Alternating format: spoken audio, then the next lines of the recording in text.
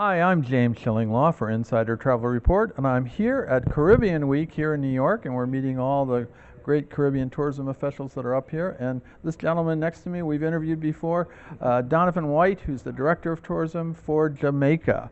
And we're going to, obviously, Jamaica has been in the news in the last year, but and lately for some really good things. So we're going to talk to him about what's going on in Jamaica today, and you'll find out about that and more on Insider Travel Report. Donovan, first of all, great to see you here. Good to see you, Kurt. Yeah, so this is amazing time. You know that you were Jamaica. You literally last fall you were still recovering from that hurricane, but you've made an amazing recovery, I think, right? Absolutely. We've moved on from last October after Melissa, and we are now fully operational. We're about 83% recovered. And what do I mean by that is we are 17% down on where we were this time last year in terms of arrivals. Right. And we have more than 75% of our product in terms of hotel rooms back.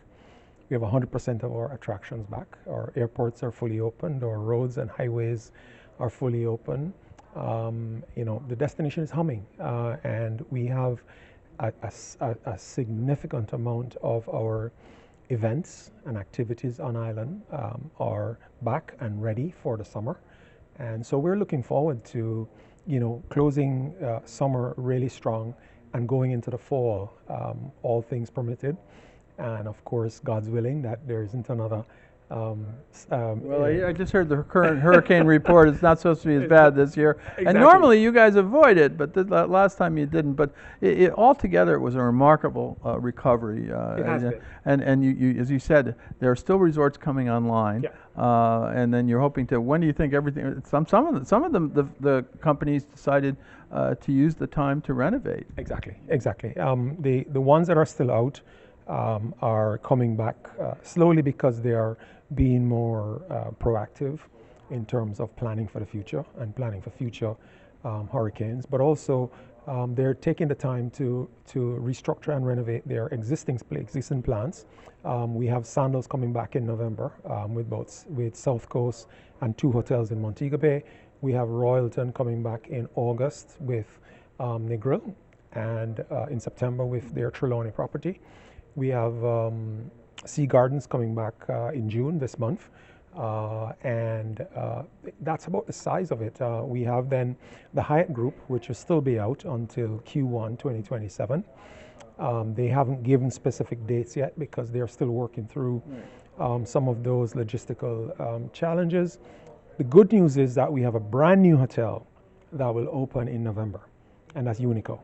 Oh yes, I've heard of them. They're down in Mexico, but now they'll be in Jamaica, right? They're going to be in Jamaica. They're building feverishly. Just before coming to New York, myself and the minister toured the site. It's fabulous. It's going to be fabulous. And where's that going to be? It's in Montego Bay. It's in Montego Bay as well. Okay. If your agents know where Iberostar is, it will be neighbors to Iberostar. So it's on that Rosal stretch. Resort development is proceeding ahead, and now you're going to have even more rooms eventually. Absolutely. So we'll have 450 more rooms than we had before the hurricane, before the end of this year, which is great news. And then we have a number of other hotels that are currently in redevelopment. I did mention Bahia Principe also, which will open the second half of their hotel, 750 rooms, in November as well. So we have a number of openings that will happen between now and the fall, ahead of winter next year, which is great news. What we do have, though, is a number of new hotels that are in the pipeline. So in addition to Unico, they have a second hotel, which they haven't announced the name yet, so I can't, but they have a second hotel which will be about 900 rooms. That is starting the development. So as soon as Unico is open, they'll move all the resources over to that property. And then next to Unico, Moon Palace has broken ground to build 1,300 rooms, Moon Palace Grand, also in Montego Bay. Then we have Bahia Principe, who is expanding their current hotel. And we have Grand Palladium, who is also expanding their... Those are big resorts. Yeah. Those are big resorts, which is expanding by another 900 rooms. So there's lots of expansions, developments, new projects coming to the product of Jamaica. That is exciting for us. But I And think you it's also are you- exciting for your agents. Absolutely. Well, and you're getting the lift back too, right? Absolutely. Well, the lift goes with the Yeah. with the product. So, our airline partners, I must mention, they've been stupendous with us. They've stuck by us. They've worked with us aggressively.